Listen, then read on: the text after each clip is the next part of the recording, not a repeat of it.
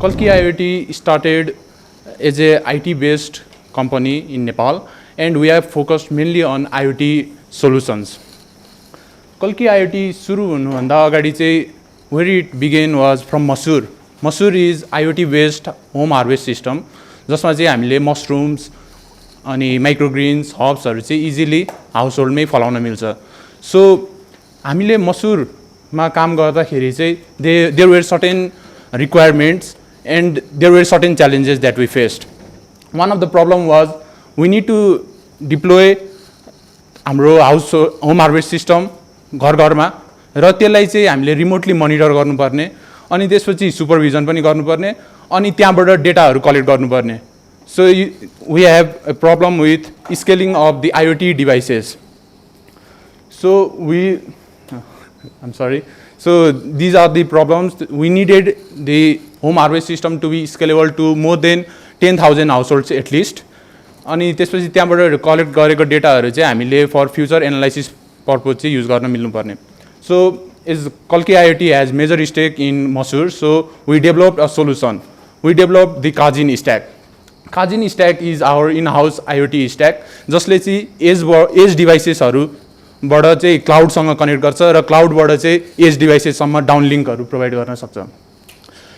Cousin स्ट्याकमा security inbuilt छ so that there is end to end encryption र rotating किजहरूको थ्रु चाहिँ डेटाहरू सेक्युरली क्लाउडमा जान्छ र कुनै पनि इन्स्ट्रक्सनहरू चाहिँ डिभाइससम्म सेक्युरली डाउनलिङ्क जान सक्छ.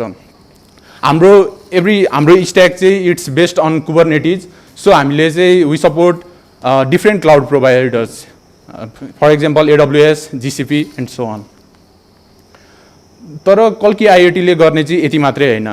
We have grown from just मसुर र त्यहाँभन्दा माथि उठेर we have started providing IoT solutions.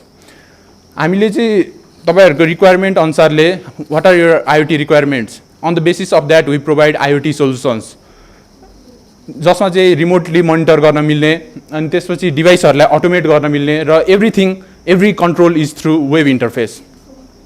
As an example use case, we deployed our IoT solution for near aerospace. उहाँहरूको रिक्वायरमेन्ट अलिकति different from the main stream IoT requirement, and for that we developed and we deployed successfully for the near aerospace.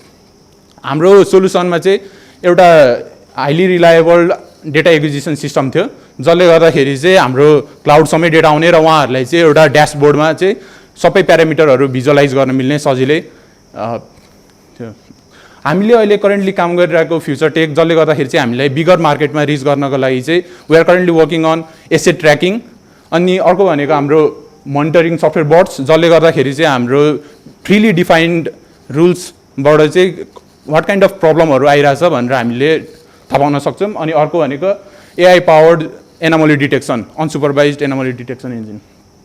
हाम्रो potential use case भनेको चाहिँ हामीले home and office अटोमेसनमा, parks street अटोमेसनहरूमा र industrial asset अटोमेसनहरूमा हाम्रो potential use case छ.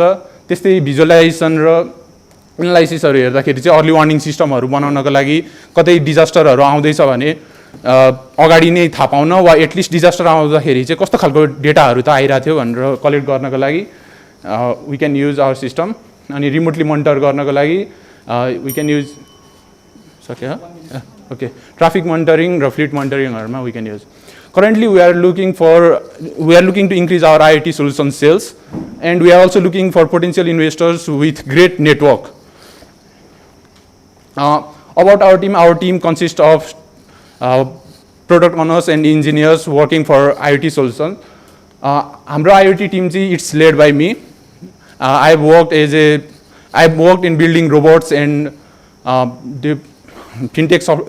developing fintech softwares at Gokyo.